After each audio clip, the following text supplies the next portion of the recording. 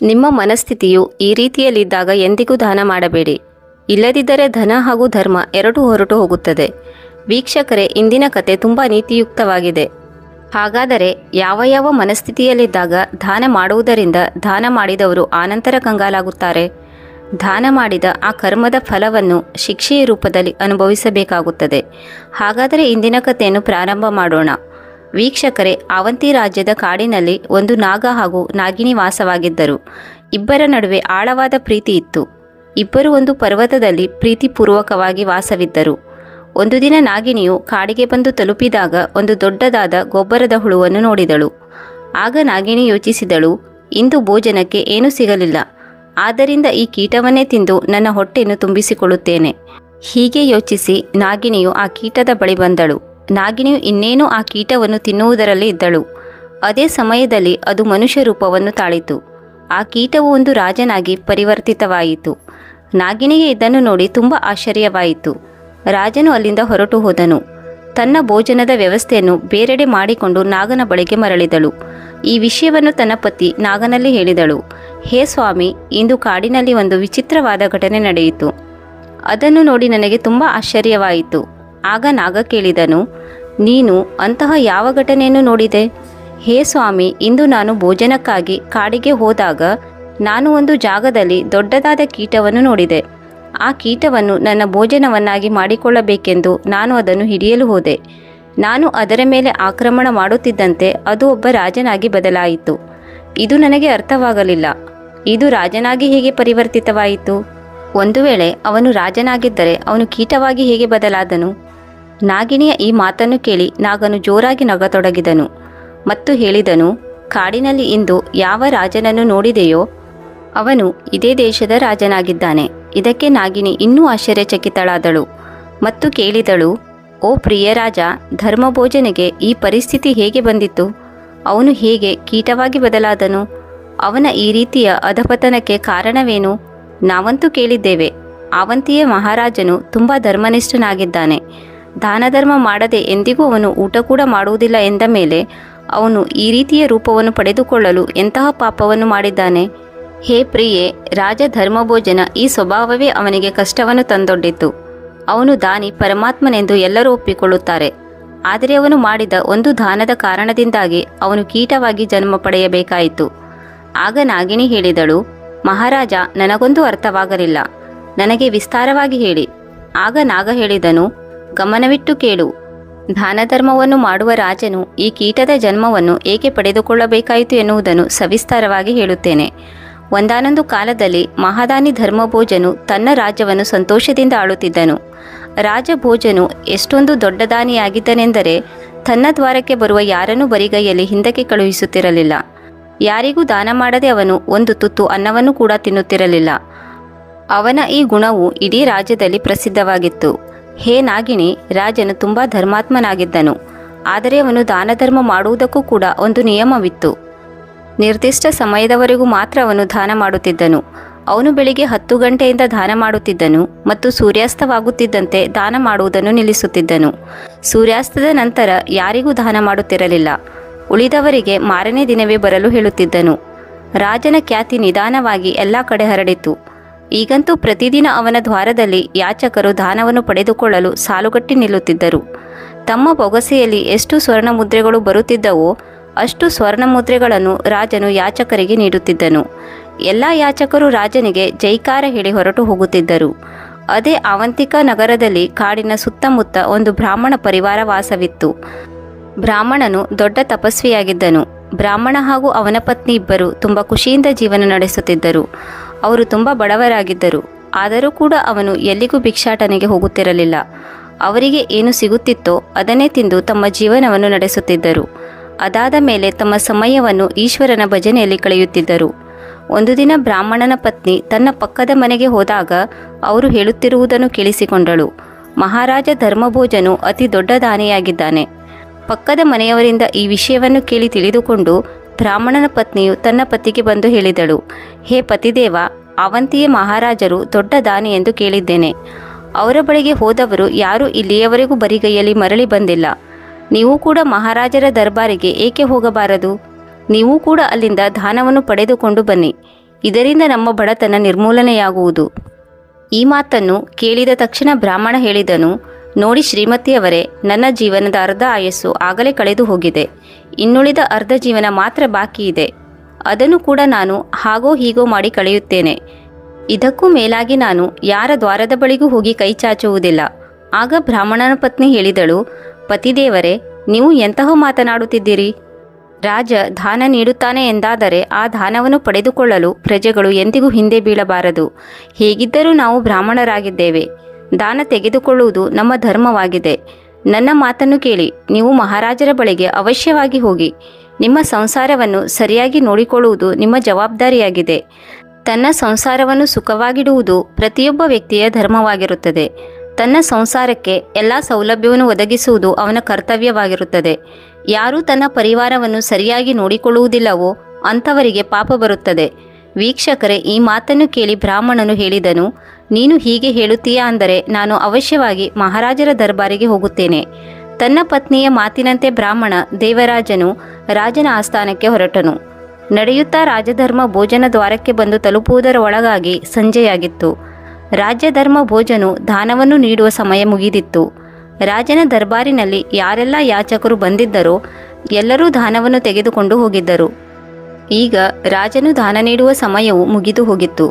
ಎಲ್ಲ ದಾನ ಧರ್ಮಗಳ ಕೊಠಡಿಗಳಿಗೆ ಬೀಗ ಹಾಕಲಾಗಿತ್ತು. ಇತ್ತ ಕಡೆ ಬ್ರಾಹ್ಮಣನು ತುಂಬ ದೂರದಿಂದ ರಾಜನ ಬಳಿಗೆ ಬಂದಿದ್ದನು.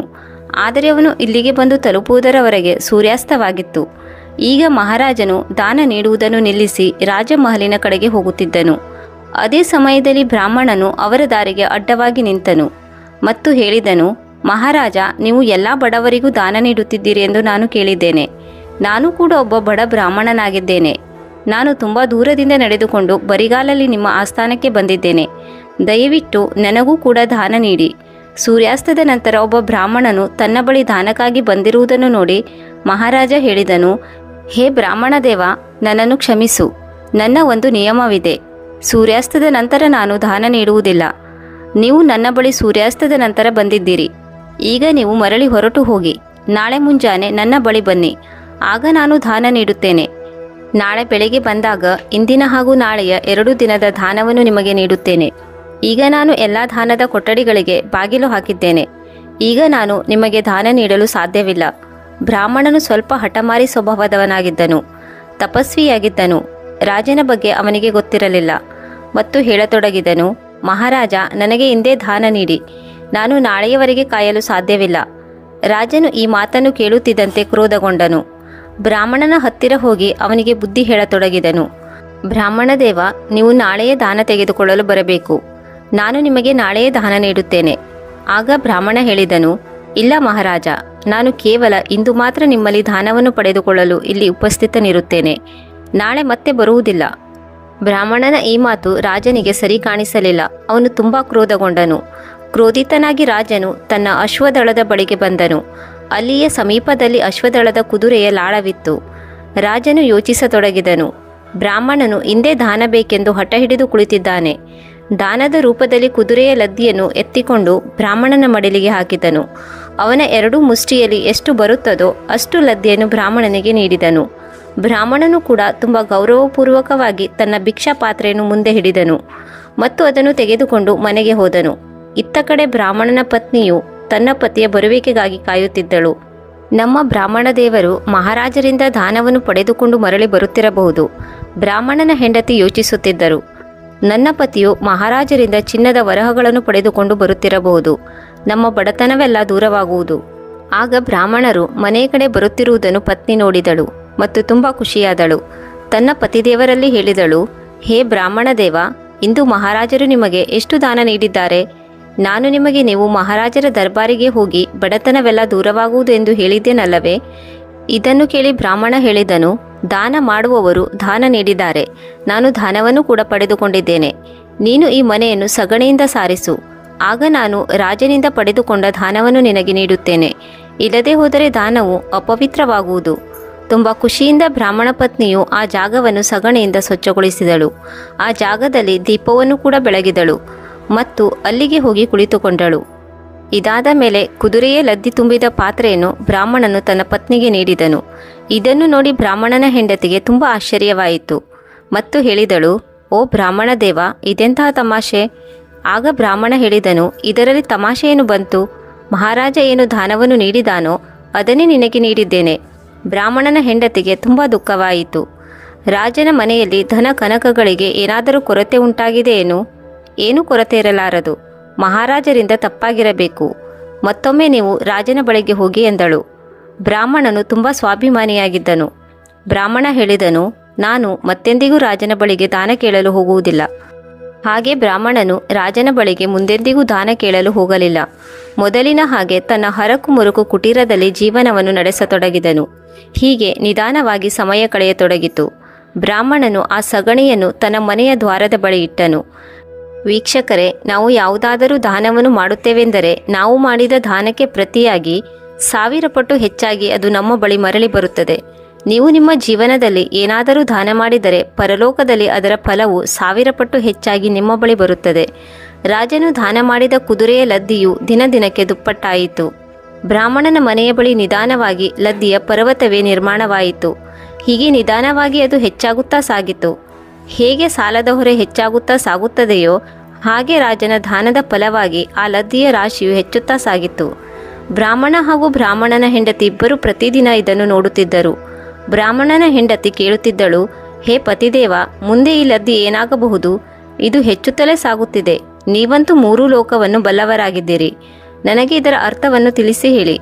ಆಗ ಬ್ರಾಹ್ಮಣ ಹೇಳಿದನು, ಪ್ರಿಯೆ, ಇದು ರಾಜನ ದಾನದ ಫಲ. ಹೆಚ್ಚಾಗುತ್ತಾ ಸಾಗುತ್ತಿದೆ ಎಂದು ಇದರಿಂದ ತಿಳಿಯುತ್ತಿದೆ. ಈ ಫಲವನ್ನು ರಾಜನೇ ಅನುಭವಿಸಬೇಕು. ಒಂದು ವೇಳೆ ನಾವು ಇದನ್ನು ಉಪಯೋಗಿಸಿದ್ದರೆ ರಾಜನಿಗೆ ಸುಖ ಫಲ ಪ್ರಾಪ್ತಿಯಾಗುತ್ತಿತ್ತು. ಈಗ ಇದು ನಮಗೆ ಯಾವುದೇ ಉಪಯೋಗವಿಲ್ಲ ಎಂದ ಮೇಲೆ ಇದರ ಫಲವನ್ನು ಕೂಡ ಆ ರಾಜನೇ ಅನುಭವಿಸಬೇಕು. ಈ ಮಾತನ್ನು ಕೇಳಿ ಬ್ರಾಹ್ಮಣನ ಪತ್ನಿಯು ಯೋಚನೆಯಲ್ಲಿ ಮುಳುಗಿದಳು. ಹೀಗೆ ನಿಧಾನವಾಗಿ ಸಮಯ ಕಳೆಯತೊಡಗಿತು. ಆ ಲದ್ದಿಯ ರಾಶಿಯು ತುಂಬ ದೊಡ್ಡದಾಗಿತ್ತು. 25ರಿಂದ 30 ವರ್ಷಗಳು ಕಳೆದವು. ಒಂದು ದಿನ ರಾಜ ಧರ್ಮಭೋಜನು ಕಾಡಿಗೆ ಬೇಟೆಗಾಗಿ ಹೊರಟನು. ಆ ದಿನ ರಾಜ ಧರ್ಮಭೋಜನಿಗೆ ಯಾವುದೇ ಬೇಟೆ ದೊರೆಯಲಿಲ್ಲ. ರಾಜರ ಒಂದು ನಿಯಮವಿತ್ತು. ಹಿಂದೆ ರಾಜರು ಬೇಟೆಗೆ ಹೋದಾಗ ಯಾವುದೇ ಬೇಟೆ ದೊರೆಯದಿದ್ದರೆ ಬರಿಗೈಯಲ್ಲಿ ಅರಮನೆಗೆ ಮರಳುತ್ತಿರಲಿಲ್ಲ. ಈಗ ರಾಜ ಯೋಚಿಸತೊಡಗಿದನು, ಸೂರ್ಯಾಸ್ತವಾಗುತ್ತಿದೆ. ಬರಿ ಕೈಯಲ್ಲಿ ಅರಮನೆಗೆ ಮರಳುವುದು ಯೋಗ್ಯವಲ್ಲ. ಸೂರ್ಯಾಸ್ತವಾದ ಮೇಲೆ ಯಾವುದೇ ಬೇಟೆಯನ್ನು ಆಡುವುದು ಕೂಡ ಉಚಿತವಲ್ಲ. ಆದ್ದರಿಂದ ನಾವು ಬೇಟೆಯಾಡಲು ಮುಂದೆ ಸಾಗಬಾರದು. ಈಗ ಮಹಾರಾಜರು ಆ ಕಾಡಿನಲ್ಲಿ ತಾವು ರಾತ್ರಿ ಉಳಿದುಕೊಳ್ಳಲು ಜಾಗವನ್ನು ಹುಡುಕತೊಡಗಿದರು. ಹೀಗೆ ಹುಡುಕುತ್ತಾ ಅವರು ಆ ಬ್ರಾಹ್ಮಣನ ಮನೆಗೆ ಬಂದು ತಲುಪಿದರು. ಅದೇ ಬ್ರಾಹ್ಮಣನಿಗೆ 25ರಿಂದ 30 ವರ್ಷಗಳ ಹಿಂದೆ ಕುದುರೆಯ ಲದ್ದಿಯ ದಾನವನ್ನು ನೀಡಿದರು. ಆದರೆ ರಾಜನು ಆ ಘಟನೆಯನ್ನು ಮರೆತಿದ್ದನು. ಇತ್ತ ಕಡೆ ನಾಗನು ತನ್ನ ಪತ್ನಿಗೆ ಹೇಳುತ್ತಿದ್ದನು, ಹೇ ನಾಗಿನಿ, ರಾಜ ಧರ್ಮಭೋಜನು ಆ ಬ್ರಾಹ್ಮಣನ ಮನೆಗೆ ಬಂದು ತಲುಪುತ್ತಿದ್ದಂತೆ ರಾಜನು ಬ್ರಾಹ್ಮಣನಲ್ಲಿ ಹೇಳಿದನು, ಇಂದು ನಾನು ಉಳಿದುಕೊಳ್ಳಲು ನಿಮ್ಮ ಮನೆಯಲ್ಲಿ ಸ್ವಲ್ಪ ಜಾಗ ಬೇಕು. ರಾಜನ ಮಾತನ್ನು ಕೇಳಿ ಬ್ರಾಹ್ಮಣ ಹೇಳಿದನು, ಸರಿ, ನಿಮಗೆ ನಮ್ಮ ಈ ಕುಟೀರಕ್ಕೆ ಸ್ವಾಗತ. ನಮ್ಮ ಬಳಿ ಏನಿದೆಯೋ ಅಳಿದುಳಿದ ವಸ್ತುಗಳಿಂದ ನಿಮ್ಮನ್ನು ಸತ್ಕರಿಸುತ್ತೇವೆ. ರಾಜನನ್ನು ಬ್ರಾಹ್ಮಣನು ಗುರುತಿಸಲಿಲ್ಲ. ಆ ರಾತ್ರಿ ರಾಜ ಧರ್ಮಭೋಜನು ಬ್ರಾಹ್ಮಣನ ಕುಟೀರದಲ್ಲಿ ಉಳಿದುಕೊಂಡನು. ಬ್ರಾಹ್ಮಣನ ಕುಟೀರದಲ್ಲಿ ಉಳಿದಿದ್ದ ಅಳಿದುಳಿದ ಭೋಜನದಿಂದ ರಾಜನನ್ನು ಸತ್ಕರಿಸಲಾಯಿತು. ಈ ರೀತಿಯಲ್ಲಿ ಭೋಜನ ಮಾಡಿದ ನಂತರ ರಾಜನು ಇಡೀ ರಾತ್ರಿ ಅಲ್ಲಿಯೇ ಕಳೆದನು. ಇತ್ತ ಕಡೆ ಬೆಳಗಾಗುತ್ತಿದ್ದಂತೆ ರಾಜನ ದೃಷ್ಟಿಯು ಬ್ರಾಹ್ಮಣನ ಕುಟೀರದ ಹೊರಗಿರುವ ಕುದುರೆಯ ಲದ್ದಿಯ ರಾಶಿಯ ಕಡೆಗೆ ಹೊರಳಿತು. ಅದು ಈಗ ಒಂದು ದೊಡ್ಡ ಪರ್ವತದಂತೆ ಬೆಳೆದು ನಿಂತಿತ್ತು. ಆ ಲದ್ದಿಯ ಪರ್ವತವನ್ನು ನೋಡಿ ರಾಜನು ಬ್ರಾಹ್ಮಣನಲ್ಲಿ ಕೇಳತೊಡಗಿದನು, ಈ ಲದ್ದಿಯ ರಾಶಿಯು ಪರ್ವತದಂತೆ ಹೇಗೆ ಇಲ್ಲಿ ಬೆಳೆದು ನಿಂತಿದೆ? ನಿಮ್ಮ ಕುಟೀರದಲ್ಲಿ ಯಾವುದೇ ಕುದುರೆಗಳು ಇರದಿದ್ದರೂ ಇದು ಹೇಗೆ ಈ ರೀತಿ ಲದ್ದಿಯ ರಾಶಿಯು ಇಲ್ಲಿ ಪರ್ವತದಂತೆ ತುಂಬಿಕೊಂಡಿದೆ? ಆಗ ಬ್ರಾಹ್ಮಣ ಹೇಳಿದ, ಮಹಾರಾಜರೇ, ನಾವಂತೂ ಪೂಜೆ ಪುನಸ್ಕಾರದಲ್ಲಿ ತೊಡಗುವ ಬ್ರಾಹ್ಮಣರಾಗಿದ್ದೇವೆ. ಅಂದ ಮೇಲೆ ನಮ್ಮ ಬಳಿ ಕುದುರೆಗಳು ಎಲ್ಲಿಂದ ಬರಬೇಕು? ಆಗ ರಾಜ ಕೇಳಿದನು, ಹಾಗಾದರೆ ನಿಮ್ಮ ಕುಟೀರದ ಹೊರಗೆ ಈ ಲದ್ದಿಯ ರಾಶಿ ಹೇಗೆ ಬಿದ್ದುಕೊಂಡಿದೆ? ಆಗ ಬ್ರಾಹ್ಮಣನು ಅವರಿಗೆ ತಿಳಿ ಹೇಳುತ್ತಾ ಹೇಳಿದನು, ಮಹಾರಾಜರೇ, ಇಲ್ಲಿ ಕುದುರೆಯ ಲದ್ದಿಯ ರಾಶಿ ಏಕಿದೆ ಎನ್ನುವುದನ್ನು ತಿಳಿದುಕೊಳ್ಳಲು ಬಯಸುತ್ತೀರೇನು? ಇದರ ಹಿಂದೆ ಒಂದು ದೊಡ್ಡ ರಹಸ್ಯ ಅಡಗಿದೆ. ಈಗ ಆ ರಾಜನಿಗೆ ರಹಸ್ಯವನ್ನು ತಿಳಿಯುವ ಕುತೂಹಲವಾಯಿತು. ಆಗ ಬ್ರಾಹ್ಮಣ ಹೇಳಿದನು, ಹೇ ಮಹಾರಾಜ, 20ರಿಂದ 25 ವರ್ಷಗಳ ಹಿಂದಿನ ಮಾತು. ನನ್ನ ಪತ್ನಿಯು ಒತ್ತಾಯಪೂರ್ವಕವಾಗಿ ನನ್ನನ್ನು ಇಲ್ಲಿಂದ ದಾನವನ್ನು ಪಡೆದುಕೊಳ್ಳಲು ರಾಜನ ಬಳಿಗೆ ಕಳುಹಿಸಿದಳು. ಈ ಆವಂತಿ ದೇಶದ ರಾಜನು ತುಂಬ ದೊಡ್ಡ ದಾನಿಯಾಗಿದ್ದನು. ಅವನು ಪ್ರತಿದಿನ ಚಿನ್ನದ ವರಹಗಳನ್ನು ದಾನ ನೀಡುತ್ತಾನೆ.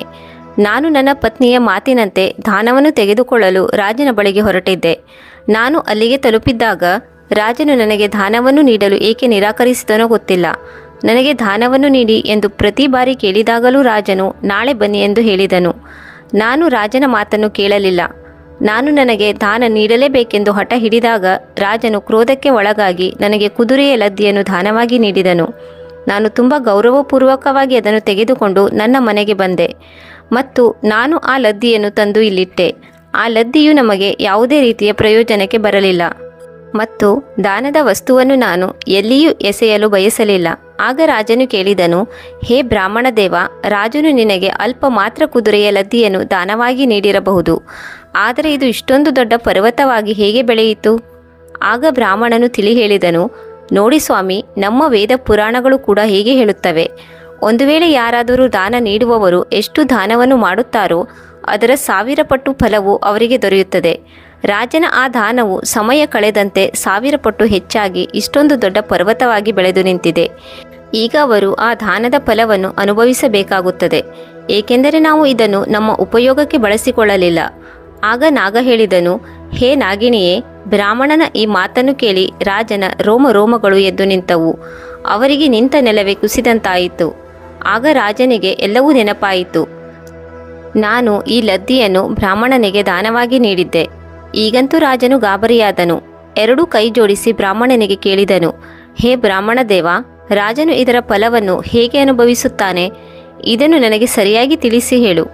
ಆಗ ಬ್ರಾಹ್ಮಣ ಹೇಳಿದನು, ನೋಡು, ಈ ಲದ್ದಿಯ ಫಲವನ್ನು ಈಗ ಆ ರಾಜನೇ ಅನುಭವಿಸಬೇಕು.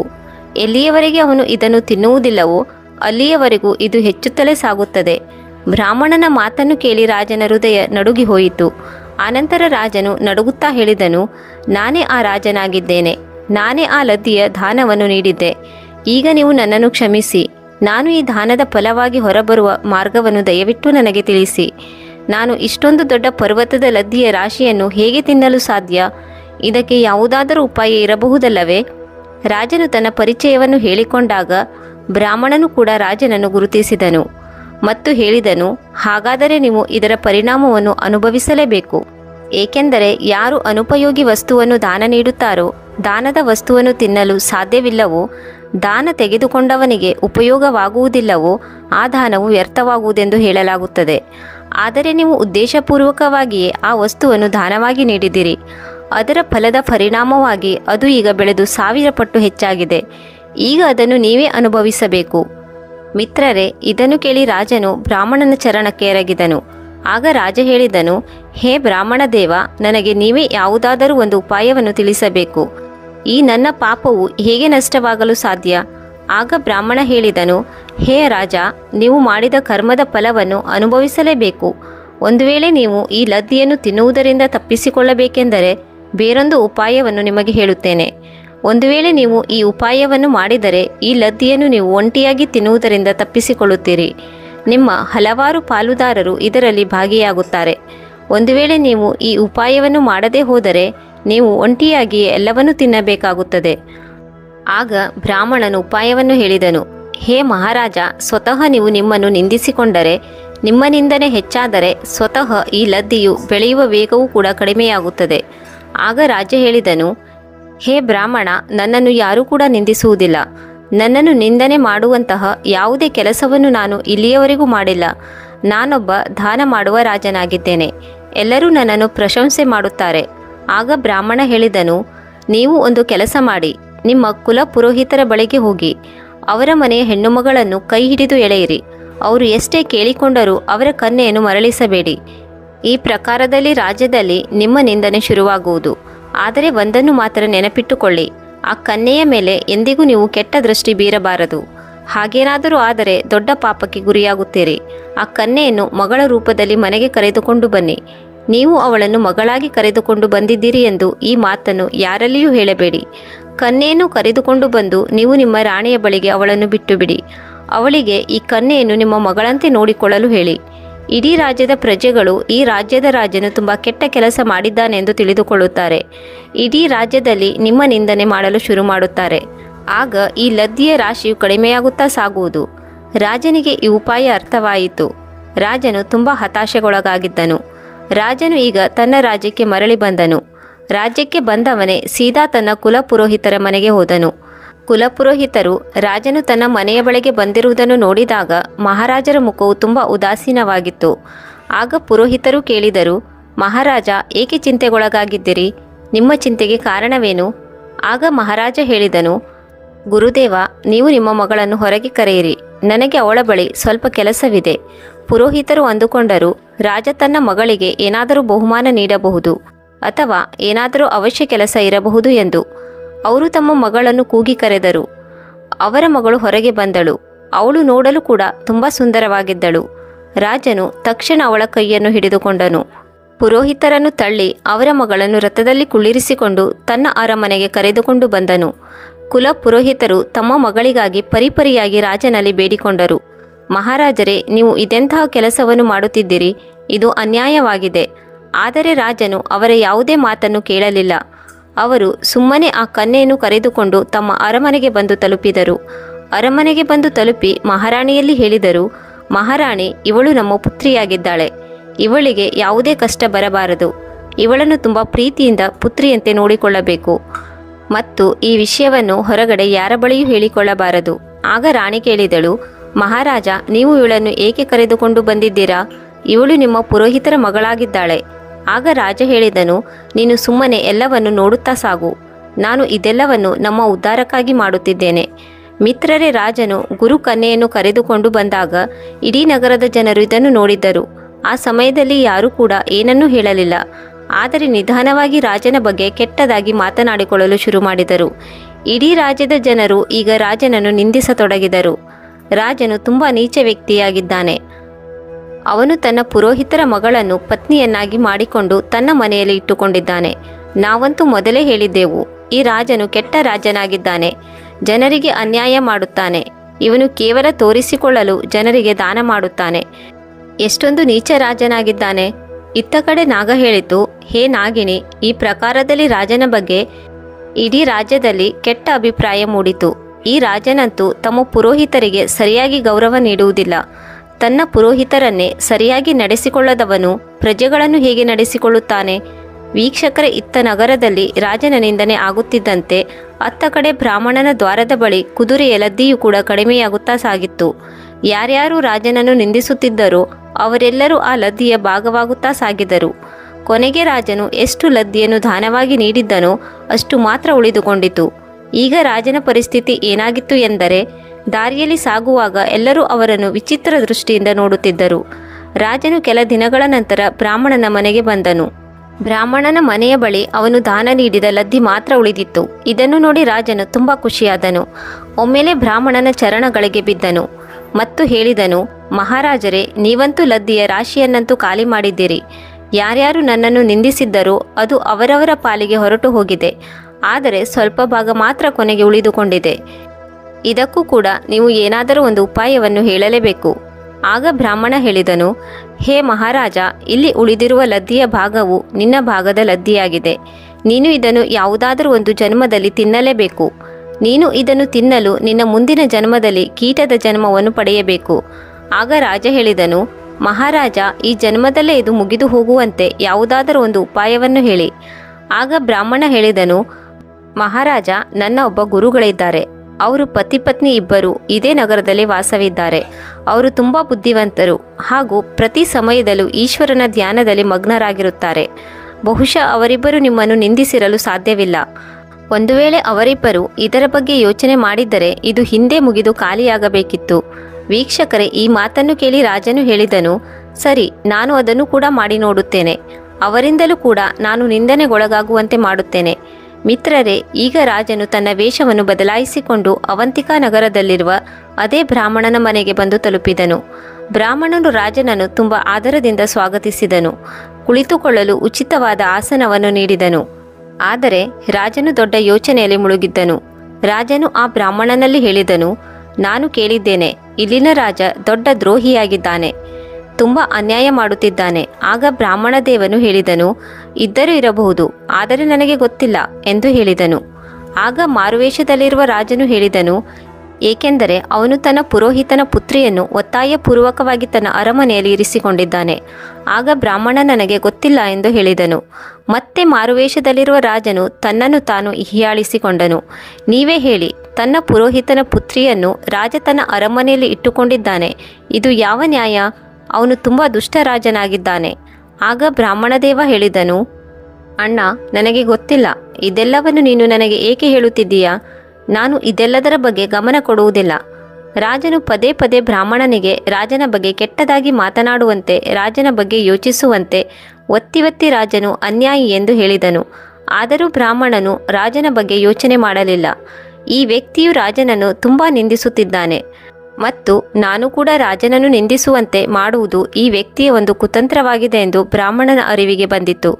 ಅವಶ್ಯವಾಗಿ ಇದರಲ್ಲಿ ಏನೋ ಒಂದು ಕುತಂತ್ರ ಅಡಗಿದೆ ಎಂದು ಯೋಚಿಸಿ ಬ್ರಾಹ್ಮಣನು ತನ್ನ ತಪೋಬಲದ ನೆರವಿನಿಂದ ನೋಡಿದಾಗ ಮಾರುವೇಷದಲ್ಲಿರುವ ಈತನೇ ರಾಜನಾಗಿದ್ದಾನೆ ಮತ್ತು ನಾನು ರಾಜನ ಬಗ್ಗೆ ಯೋಚಿಸುವಂತೆ ಮಾಡಲು ಪ್ರಯತ್ನಿಸುತ್ತಿದ್ದಾನೆ. ಏಕೆಂದರೆ ಇವನು ಎಂತಹ ವಸ್ತುವನ್ನು ದಾನವಾಗಿ ನೀಡಿದ್ದಾನೆ ಎಂದರೆ ಅದರ ಪಾಪವನ್ನು ಅವನು ಅನುಭವಿಸುತ್ತಿದ್ದಾನೆ. ಇವನನ್ನು ನಿಂದಿಸಿ ಆ ಪಾಪದ ಭಾರವನ್ನು ನಾನು ಹೊರಬೇಕೆಂದು ಈತನು ಬಯಸಿದ್ದಾನೆ. ಇವನಂತೂ ತನ್ನ ಪಾಪದಲ್ಲಿ ನನ್ನನ್ನು ಕೂಡ ಭಾಗಿಯಾಗುವಂತೆ ಮಾಡುತ್ತಿದ್ದಾನೆ. ಆಗ ಬ್ರಾಹ್ಮಣ ಹೇಳಿದನು, ಮಹಾರಾಜ, ನಾನು ನಿನ್ನನ್ನು ಗುರುತಿಸಿದ್ದೇನೆ. ನೀವು ಈಗಲೇ ಇಲ್ಲಿಂದ ಹೋದರೆ ಎಲ್ಲರಿಗೂ ಒಳ್ಳೆಯದಾಗುವುದು. ನಾನು ಎಂದಿಗೂ ಯಾರ ಬಗ್ಗೆ ಯೋಚಿಸಲು ಸಾಧ್ಯವಿಲ್ಲ. ಯಾರ ಬಗ್ಗೆಯೂ ಕೆಟ್ಟದಾಗಿ ಯೋಚಿಸಲು ಹಾಗೂ ಮಾತನಾಡಲು ಸಾಧ್ಯವಿಲ್ಲ. ನಿನ್ನ ಪಾಪವನ್ನು ನೀನು ಅನುಭವಿಸಲೇಬೇಕು. ಬ್ರಾಹ್ಮಣನು ನೇರವಾಗಿ ಹೇಳಿ ರಾಜನನ್ನು ಅಲ್ಲಿಂದ ಓಡಿಸಿದನು. ರಾಜನು ನಿರಾಶನಾಗಿ ಅಲ್ಲಿಂದ ಮರಳಿ ಬಂದನು. ಕುದುರೆಯ ಲದ್ದಿಯನ್ನು ಇಟ್ಟುಕೊಂಡ ಅದೇ ಬ್ರಾಹ್ಮಣನ ಮನೆಗೆ ಬಂದನು. ಬ್ರಾಹ್ಮಣನ ಕಾಲಿಗೆ ಬಂದು ಬಿದ್ದನು. ರಾಜ ಹೇಳಿದನು, ದೇವ, ಈಗ ಇದಕ್ಕೆ ಬೇರೆ ಯಾವುದೇ ಉಪಾಯವಿಲ್ಲವೇ? ಆಗ ಬ್ರಾಹ್ಮಣ ಹೇಳಿದನು, ಮಹಾರಾಜ, ಒಂದು ವೇಳೆ ನನ್ನ ಆ ಗುರುಗಳು ನಿನ್ನನ್ನು ನಿಂದಿಸದೇ ಇದ್ದರೆ ನೀನು ಮಾಡಿದ ಪಾಪಕ್ಕೆ ಪ್ರಾಯಶ್ಚಿತ್ತವಾಗಿ ನೀನೇ ಇದೆಲ್ಲವನ್ನು ಅನುಭವಿಸಬೇಕಾಗುತ್ತದೆ. ನಿನ್ನ ಪಾಪವನ್ನು ನೀನೇ ತಿನ್ನಬೇಕು. ಆಗ ಮಹಾರಾಜನು ಕೈಜೋಡಿಸಿ ಹೇಳಿದನು, ಹೇ ಬ್ರಾಹ್ಮಣ ದೇವ, ನಾನು ಯಾವ ಜನ್ಮದಲ್ಲಿ ಈ ಪಾಪವನ್ನು ತಿನ್ನುತ್ತೇನೋ ಗೊತ್ತಿಲ್ಲ. ಅಲ್ಲಿಯವರೆಗೂ ನನ್ನಿಂದ ಈ ಪಾಪ ನಡೆಯುತ್ತಲೇ ಇರುತ್ತದೆ. ನೀವೇಕೆ ನನ್ನನ್ನು ಇದೇ ಜನ್ಮದಲ್ಲಿ ನಿಮ್ಮ ಮಂತ್ರಶಕ್ತಿಯಿಂದ ಕೆಲವು ಸಮಯದವರೆಗೆ ನನ್ನನ್ನು ಕೀಟವನ್ನಾಗಿ ಮಾಡಬಾರದು? ಹುಳುವಾಗಿ ಮಾರ್ಪಟ್ಟು ನಾನು ಈ ಲದ್ದಿಯನ್ನು ತಿನ್ನುತ್ತೇನೆ. ಆಗ ಬ್ರಾಹ್ಮಣ ಹೇಳಿದನು, ಇಲ್ಲ ಮಹಾರಾಜ, ನಾನು ನಿನ್ನನ್ನು ಹುಳುವನ್ನಾಗಿ ಮಾಡಲು ಕೂಡ ಸಾಧ್ಯವಿಲ್ಲ. ಅಷ್ಟೊಂದು ಶಕ್ತಿ ನನ್ನಲ್ಲಿಲ್ಲ. ಇದಂತೂ ಭಗವಂತನ ಕೆಲಸವಾಗಿದೆ. ಆದರೆ ನಾನಂತೂ ನಿನಗೆ ಇಷ್ಟು ಮಾತ್ರ ಹೇಳಬಲ್ಲೆ. ನೀನು ಇಲ್ಲಿಂದ ಸತ್ತ ನಂತರ ಒಂದು ಹುಳುವಾಗಿ ಮರುಜನ್ಮವನ್ನು ಪಡೆಯುತ್ತೀಯ. ಯಾವಾಗ ನಿನ್ನ ಭಾಗದ ಈ ಪಾಪವನ್ನು ತಿಂದು ಮುಗಿಸುತ್ತೀಯೋ ಆಗ ನೀನು ಈ ಶಾಪದಿಂದ ಮುಕ್ತನಾಗುತ್ತೀಯ. ಏಕೆಂದರೆ ನೀನು ಜೀವನದಲ್ಲಿ ಯಾವುದೇ ಪಾಪವನ್ನು ಮಾಡಲಿಲ್ಲ. ಯಾವಾಗಲೂ ದಾನವನ್ನೇ ಮಾಡಿದ್ದೀಯ. ನಿನ್ನನ್ನು ಮಹಾದಾನಿಗಳಲ್ಲಿ ಒಬ್ಬನಾಗಿ ಗುರುತಿಸುತ್ತಾರೆ. ನೀನು ಯಾವಾಗಲೂ ಹಸಿದವರಿಗೆ, ಬಡವರಿಗೆ ದಾನವನ್ನು ಮಾಡಿದ್ದೀಯ. ಆದರೆ ನಿನ್ನಿಂದ ಈ ತಪ್ಪು ನಡೆದು ಹೋಗಿದೆ. ಅವಶ್ಯವಾಗಿ ನೀನು ಹುಳುವಿನ ಜನ್ಮವನ್ನು ಪಡೆಯಲೇಬೇಕು. ಆದರೆ ಇದನ್ನು ತಿನ್ನುತ್ತಿದ್ದಂತೆ ನೀನು ಮಾನವನ ರೂಪವನ್ನು ಪಡೆಯುತ್ತೀಯ. ವೀಕ್ಷಕರೇ, ಇತ್ತ ಕಡೆ ನಾಗನು ತನ್ನ ಪತ್ನಿ ನಾಗಿಣಿಗೆ ಹೇಳಿದನು, ಹೇ ಪ್ರಿಯೆ, ಕೆಲವು ದಿನಗಳ ನಂತರ ರಾಜ ಧರ್ಮಭೋಜನ ಸಾವಾಯಿತು. ಸಾವಿನ ನಂತರ ಅವನು ಲದ್ದಿಯನ್ನು ತಿಂದು ಒಂದು ಗೊಬ್ಬರದ ಹುಳುವಾಗಿ ಜನ್ಮ ತಾಳಿದನು. ಯಾವ ಜಾಗದಲ್ಲಿ ಲದ್ದಿ ಬಿದ್ದಿತೋ ಅದೇ ಜಾಗಕ್ಕೆ ಹೋಗಿ ಆ ಹುಳುವು ಲದ್ದಿಯನ್ನು ತಿನ್ನಲು ಶುರು ಮಾಡಿತು. ನಿಧಾನವಾಗಿ ಕೆಲವು ವರ್ಷಗಳಲ್ಲಿ ಆ ಗೊಬ್ಬರದ ಹುಳುವು ಲದ್ದಿಯನ್ನು ತಿಂದು ಮುಗಿಸಿತು. ಲದ್ದಿಯನ್ನು ತಿನ್ನುತ್ತಾ ಆ ಹುಳು ತುಂಬ ದೊಡ್ಡದಾಯಿತು. ತಿನ್ನುತ್ತಾ ಅದು ತನ್ನ ಭಾಗದ ಎಲ್ಲ ಲದ್ದಿಯನ್ನು ತಿಂದು ಮುಗಿಸಿತು. ಈಗ ಸ್ವಲ್ಪ ಮಾತ್ರ ಬಾಕಿ ಉಳಿದಿತ್ತು. ಪ್ರತಿದಿನ ಆ ಹುಳುವು ಅದೇ ಲದ್ದಿಯ ಕಣಗಳನ್ನು ತಿನ್ನುತ್ತಿತ್ತು. ಆಗ ನಾಗ ತನ್ನ ಪತ್ನಿಯಲ್ಲಿ ಹೇಳಿತು, ಹೇ ನಾಗಿನಿ, ಆಗಲೇ ನಿನ್ನ ದೃಷ್ಟಿ ಆ ಹುಳುವಿನ ಮೇಲೆ ಬಿತ್ತು. ಅದನ್ನು ನೋಡಿ ನೀನು ನನಗೆ ಭೋಜನ ದೊರೆಯಿತು ಎಂದು ಅಂದುಕೊಂಡೆ. ನೀನು ಆ ಹುಳುವಿನ ಮೇಲೆ ಆಕ್ರಮಣ ಮಾಡಬೇಕು ಎಂದು ಯೋಚಿಸಿದಾಗ ಆ ಹುಳು ತನ್ನೆಲ್ಲ ಭಾಗದ ಲದ್ದಿಯ ಕಣಗಳನ್ನು ತಿಂದು ಸಮಾಪ್ತಿ ಮಾಡಿತ್ತು. ಅದೇ ಕ್ಷಣದಲ್ಲಿ ಅದರ ಪಾಪ ನಷ್ಟವಾಗಿ ಹೋಗಿತ್ತು ಮತ್ತು ಅದು ಮನುಷ್ಯ ರೂಪದಲ್ಲಿ ಪ್ರಕಟಗೊಂಡಿತ್ತು. ಆ ದಿವ್ಯ ರೂಪವನ್ನು ಧರಿಸಿ ಅದು ಸ್ವರ್ಗಕ್ಕೆ ಹೊರಟು ಹೋಯಿತು. ಹೇ ನಾಗಿನಿ, ಅವಶ್ಯವಾಗಿ ನೀನು ಅದೇ ರಾಜ ಧರ್ಮ ಭೋಜನನ್ನು ನೋಡಿರಬೇಕು. ಆ ರಾಜನು ಕ್ರೋಧದಿಂದ ಒಬ್ಬ ಬ್ರಾಹ್ಮಣನಿಗೆ ಲದ್ದಿಯನ್ನು ದಾನವಾಗಿ ನೀಡಿದ್ದನು. ಇದರ ಕಾರಣದಿಂದಾಗಿ ಅವನು ಗೊಬ್ಬರ ಹುಳುವಾಗಿ ಜನ್ಮ ತಾಳಿದ್ದನು. ವೀಕ್ಷಕರೇ, ಬಲ್ಲವರು ಹೇಳುತ್ತಾರೆ, ಯಾವ ವ್ಯಕ್ತಿಯು ಅನುಪಯೋಗಿ ವಸ್ತುವನ್ನು ದಾನ ನೀಡುತ್ತಾನೋ, ಕ್ರೋಧಿತನಾಗಿ ದಾನ ನೀಡುತ್ತಾನೋ, ಉದ್ದೇಶಪೂರ್ವಕವಾಗಿ ತೊಂದರೆಯಲ್ಲಿ ಸಿಲುಕಿಸಲು ದಾನ ನೀಡುತ್ತಾನೋ, ಅಹಂಕಾರದಿಂದ ದಾನ ಮಾಡುತ್ತಾನೋ ಅಂಥವನು ಎಂದಿಗೂ ಪಾಪದ ಭಾಗವಾಗಿರುತ್ತಾನೆ. ದಾನವನ್ನು ನೀಡುವುದಕ್ಕಿಂತ ಮೊದಲು ಮನುಷ್ಯನು ತನ್ನ ಅಂತರಾತ್ಮದಲ್ಲಿ ಒಮ್ಮೆ ಯೋಚಿಸಬೇಕು. ಒಂದು ವೇಳೆ ದಾನ ನೀಡುವ ಸಾಮರ್ಥ್ಯವಿಲ್ಲದೆ ಹೋದರೆ ದಾನವನ್ನು ನೀಡಬಾರದು. ಒಂದು ವೇಳೆ ದಾನ ನೀಡಬೇಕೆಂದರೆ ಯಾವಾಗಲೂ ಈ ಮಾತನ್ನು ನೆನಪಿಡಬೇಕು. ಏಕೆಂದರೆ ನೀವು ಕ್ರೋಧದಿಂದ, ಅಪಹಾಸ್ಯದಿಂದ ಯಾವುದಾದರೂ ಅನುಪಯೋಗಿ ವಸ್ತುವನ್ನು ದಾನ ನೀಡಿದರೆ ಅಥವಾ ಉಪಯೋಗಕ್ಕೆ ಬಾರದ ಭೋಜನವನ್ನು ಯಾವುದೇ ವ್ಯಕ್ತಿ ಅಥವಾ ಹಸುವಿಗೆ ನೀಡಿದರೆ ಕೊಡುವವನು ನರಕಕ್ಕೆ ಹೋಗುತ್ತಾನೆ. ಯಾವುದೇ ವಸ್ತುವನ್ನು ದಾನ ನೀಡುವುದಕ್ಕಿಂತ ಮೊದಲು ಆ ವಸ್ತುವು ಆ ವ್ಯಕ್ತಿಗೆ ಯಾವುದಾದರೂ ರೀತಿಯಲ್ಲಿ ಉಪಯೋಗಕ್ಕೆ ಬರಬೇಕು.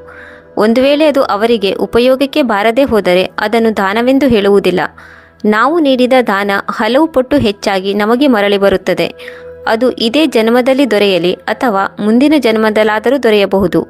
ಒಂದು ವೇಳೆ ನಾವು ಯಾರಿಗಾದರೂ ತಿನ್ನುವ ವಸ್ತುವನ್ನು ದಾನ ಮಾಡಿದ್ದರೆ ಬರುವ ಹಲವಾರು ಜನ್ಮಗಳಲ್ಲಿ ನಮಗೆ ಎಂದಿಗೂ ಭೋಜನದ ಸಂಕಟ ಉಂಟಾಗುವುದಿಲ್ಲ. ವೀಕ್ಷಕರೇ, ಈ ಪ್ರಕಾರದಲ್ಲಿ ರಾಜನು ಕುದುರೆಯ ಲದ್ದಿಯನ್ನು ತಿಂದು ಪಾಪದಿಂದ ಮುಕ್ತಿ ಪಡೆದುಕೊಂಡನು. ಯಾರಿಗೂ ಉಪಯೋಗವಾಗದಂತಹ ಯಾವ ವಸ್ತುಗಳನ್ನು ಕೂಡ ನೀವು ಯಾರಿಗೂ ದಾನ ಮಾಡಬೇಡಿ. ಮತ್ತು ಯಾವುದಾದರೂ ವಸ್ತುವನ್ನು ದಾನ ನೀಡುವುದಕ್ಕಿಂತ ಮೊದಲು ಈ ಮಾತುಗಳನ್ನು ಯಾವಾಗಲೂ ನೆನಪಿಡಿ. ಆ ಸಮಯದಲ್ಲಿ ನೀವು ಸಿಟ್ಟಿನಲ್ಲಿ ಇರಬಾರದು. ಆ ಸಮಯದಲ್ಲಿ ನೀವು ಅಹಂಕಾರದಲ್ಲಿ ಮುಳುಗಿರಬಾರದು. ಹಾಗೇನಾದರೂ ಆದರೆ ಅದಕ್ಕೆ ತದ್ವಿರುದ್ಧವಾದ ಫಲವನ್ನು ಅನುಭವಿಸಬೇಕಾಗುತ್ತದೆ.